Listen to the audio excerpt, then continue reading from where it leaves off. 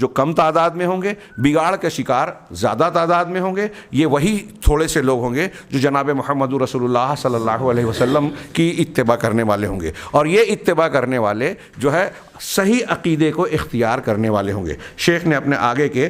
شیخ میں اس حدیث کا بھی ذکر کیا کہ میری امت میں جو مسلم شریف اور بخاری میں تھوڑے تھوڑے الفاظ کے فرق سے متعدد صحابہ کرام سے، حضرت ثوبان سے، حضرت امیر معاویہ سے رضی اللہ عنہما وغیرہم،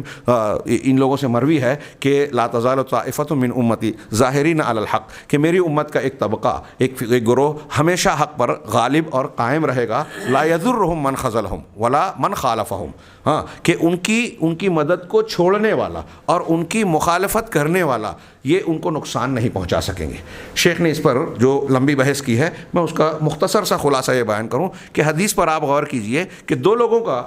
اہل حق کی مخالفت کرنے والوں کی دو قسم کا ذکر کیا نبی پاک صلی اللہ علیہ وسلم نے۔ پہلا یہ کہ لا یضرہم من خذلہم ولا من خالفہم، کہ جو ان کی مدد کو چھوڑے وہ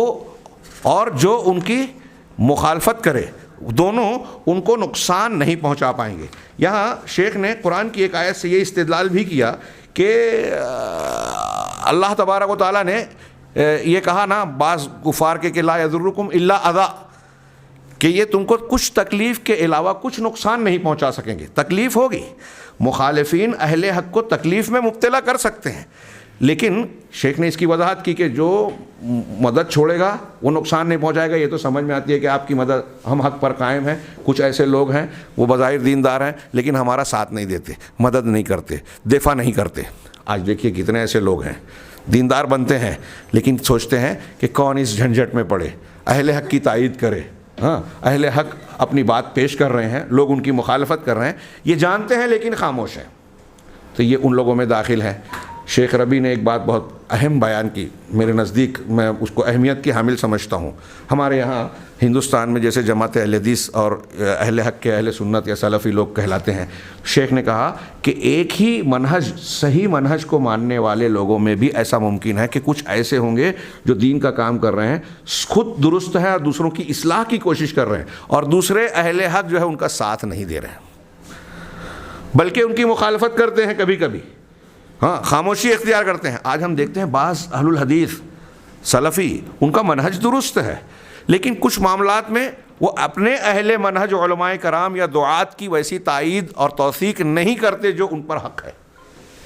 یہ بڑی کمی ہے، یہ غربا کی صفت سے اپنے آپ کو الگ کرنے والی بات ہے۔ لا یضرہم من خذلہم ولا من خالفہم کی تشریح میں شیخ نے ان لوگوں کو بھی ذکر کیا جو اہل حق ہیں، منہج کو ماننے والے ہیں لیکن ساتھ نہیں دیتے۔ ولا اور برا کی بنیاد پر اہل حق کا ساتھ دینا اور اہل باطل کی مخالفت کرنے کی بجائے یہاں کبھی مخالفت کرتے ہیں اور کبھی کبھی وہاں ساتھ دیتے ہیں۔ آج ہم کتنے اہل حدیثوں کو دیکھتے ہیں کہ وہ منحرف لوگوں کی تائید کر بیٹھتے ہیں، یہ ان کی طرف سے گویا غربا کی مخالفت ہو رہی ہے، اور اس حدیث کے مصداق میں وہ اہل حق سے ہٹ رہے ہیں، طائفہ منصورہ کی ایک گنا مخالفت کر رہے ہیں۔ اللہ کے نبی صلی اللہ علیہ وسلم نے فرمایا کہ قیامت تک ان کی مخالفت کرنے والے جو ہیں یہ جو ہے ان کو نقصان نہیں پہنچا سکیں گے۔ تو یہ ہمارے لیے تسلی کا سامان بھی ہے۔ میرے بھائیو، اگر ہم صحیح دین پر ہیں تو مخالفین، نبی پاک صلی اللہ علیہ وسلم کی گارنٹی اور ضمانت ہے، آپ صلی اللہ علیہ وسلم کی بات غلط نہیں ہو سکتی، یہ ہمارا عقیدہ ہے۔ تو آپ نے ایک ضمانت لی ہے کہ آپ اگر اہل حق ہیں، حق پر قائم ہیں، صحیح بات پر قائم ہیں، صحیح بات کی دعوت دے رہے ہیں، تو ہو سکتا ہے دنیا کی اکثریت آپ کی مخالفت کر رہی ہو، آپ غریب ہو گئے، اجنبی ہو گئے، ہاں، لیکن وہ آپ کو نقصان نہیں پہنچا سکیں گے۔ اذیت ہوتی ہے، کچھ ہم کو تکلیف دیتے ہیں، القاب سے پکارتے ہیں، جناب محمد رسول اللہ صلی اللہ علیہ وسلم کو کیسے کیسے تکلیف دی گئی، ستایا گیا، اور صحابہ کو، تابعین کو، پوری تاریخ میں اہل حق کبھی چین سے نہیں رہے، مخالفت کی گئی، لیکن اہل حق کا کچھ بگاڑ نہیں سکے مخالفین اور ان کی مدد کو چھوڑنے والے۔ آخر میں ایک اور روایت جو شیخ نے ضمناً پیش کی ہے اس کا ذکر کروں کہ ان من اقبال ھذا الدین ان تفقہ القبیلۃ باسرہ حتی لا، کہ دین، اللہ کے نبی صلی اللہ علیہ وسلم کی ایک روایت کے الگ الگ الفاظ پیش کیے کہ ان لکل شیء اقبالا و ادبارا، ہر چیز کا عروج و زوال ہوتا ہے، اقبال آگے بڑھنا، ادبار پیچھے ہٹنا۔ ہاں، وان من اقبال ھذا الدین ما کنتم علیہ من العمی والجہالہ وما بعثنی اللہ بہ، اور دین کا اقبال، شروعات اور اس کا پھر آگے بڑھنا اس طرح سے ہوا کہ تم جہالت اور اندھے پن سے دوچار تھے، بے بصیرت تھے علم نبوت سے، اور پھر اللہ تبارک و تعالیٰ نے مجھے علم دین حق دے کر جو ہے مبعوث کیا. یہ اللہ یہ دین کا اقبال ہے. اور پھر کہہ رہے ہیں کہ یہ اس روایت کے اور بھی الفاظ بیان کیے کہ اور شیخ نے بیان کیا کہ یہ ہے دین کا آغاز.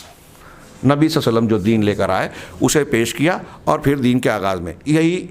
اس کی ابتدائی غربت ہے. آخر میں یہ دین کے آخر میں جب اس کو غلبہ حاصل ہو گیا، سب کچھ ہو گیا، لیکن اس کے بعد اتنے فتنے، اتنے انحراف، اتنے مناہج، اتنے دین، دوسروں سے تعصر، قرآن و سنت سے لوگوں کا دور ہونا، دین حق اور توحید سے دور ہونا اس قدر بڑھ گیا کہ پھر آج ہم وہی شکل دیکھ رہے ہیں جو نبی کریم صلی اللہ علیہ وسلم نے بیان کی کہ پھر سے ہم اس زوال کا دور دیکھ رہے ہیں کہ جیسے شروع میں اسلام اجنبی تھا، آج کے دور میں مسلمان جو ہے اور صحیح دین جو ہے وہ اجنبیت کا شکار ہے. مختلف قسم کے مناہج، اپنے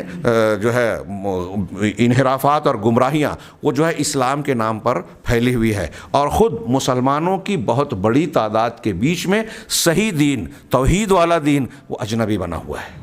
اور اس بنیاد پر جس دین کو وہ دین سمجھتے ہیں، اسلام سمجھتے ہیں، وہ جب صحیح دین نہیں ہے تو نتیجے میں ولا اور برا پوری زندگی کے جو اصول ضابطے ہیں، ترتیب ہے، وہ الٹ جاتی ہے. نتیجہ کیا نکلتا ہے کہ جو توحید کی تعلیم دے رہا ہے، جس کو وہ غریب محسوس کر رہے ہیں، اس کی وہ مخالفت کرتے ہیں.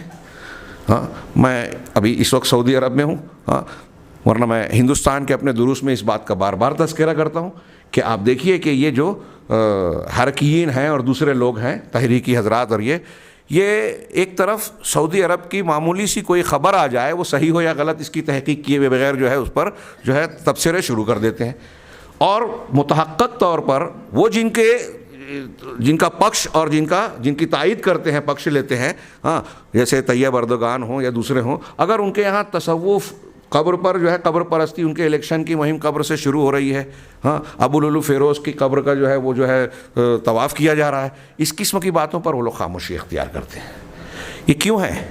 یہ اس لیے کہ ان کا اپنا اصول ضابطہ قائم نہیں رہا. صحیح منہج ہوگا تو اس کی بنیاد پر ہمارا تعامل بھی صحیح ہوگا، معاملات صحیح ہوں گے، کس کی تائید کرنا چاہیے، کس کا ساتھ دینا چاہیے، کس کا تعاون کرنا چاہیے اور کس کی مخالفت کرنا چاہیے، یہ صحیح عقیدے اور منہج کی بنیاد پر قائم ہوتا ہے. اور جب یہ بگڑ گیا تو آگے کی پوری عمارت بگڑتی ہے. شیخ نے ان چیزوں کو پیش کرنے کے بعد یہ تلقین فرمائی کہ ہمیں اور آپ کو اس بات کی جستجو اور تحقیق کرنی چاہیے کہ بہت سارے جو بگڑے ہوئے مناہج ہیں ان میں سے صحیح کو ہم قبول کریں، اور پھر اگر ہم اسے قبول کرتے ہیں تو اس پر قائم رہیں، خود کی اصلاح کریں، دوسروں کی اصلاح کی کوشش کریں. ایسا کرنے پر ہم کو یہ یقین رکھنا چاہیے کہ مخالفین ہمارا کچھ بگاڑ نہیں سکیں گے. اللہ رب العالمین کی ایسے لوگوں کو مدد اور امداد اور تعاون حاصل ہوتا ہے، اور چاہے ہمارے ماننے والے کم ہوں اور نہ ماننے والے، مخالفت کرنے والے زیادہ ہوں، اس کی پرواہ نہیں کرنا چاہیے. اس لیے کہ زبان رسالت سے ہم کو خوشخبری ملی ہے.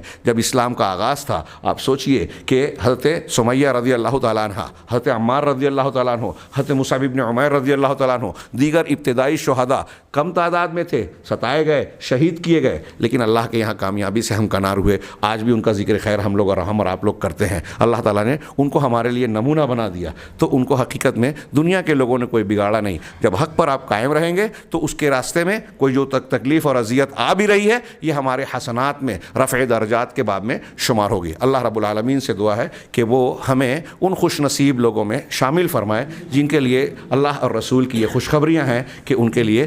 طوبہ ہے، جنت ہے، جنت کا درخت ہے، خوشخبری ہے. میں اللہ رب العالمین کا شکر ادا کرتا ہوں کہ مجھے آپ لوگوں سے ہم کلام ہونے کی توفیق عطا فرمائی، یہاں حاضر ہونے کی توفیق عطا فرمائی. اللہ کے بعد یہ جالیات کے دعویٰ سینٹر کا اور آپ تمام حضرات کا بھی شکر گزار ہوں کہ مجھے سنا. اللہ سے دعا ہے کہ ہماری اس مجلس کو ہمارے لیے مفید بنائے، دنیا اور آخرت کے لیے کارگر بنائے، ہمارے اندر دین کے سلسلے میں اخلاص عطا فرمائے اور عمل صالح کی توفیق سے نوازے، اور دنیا اور آخرت میں ہر قسم کے فتنے سے بچاتے ہوئے ہمیں کامیابی سے ہمکنار فرمائے. وآخر دعوانا ان الحمد للہ رب العالمین وصلی اللہ علی نبینا محمد.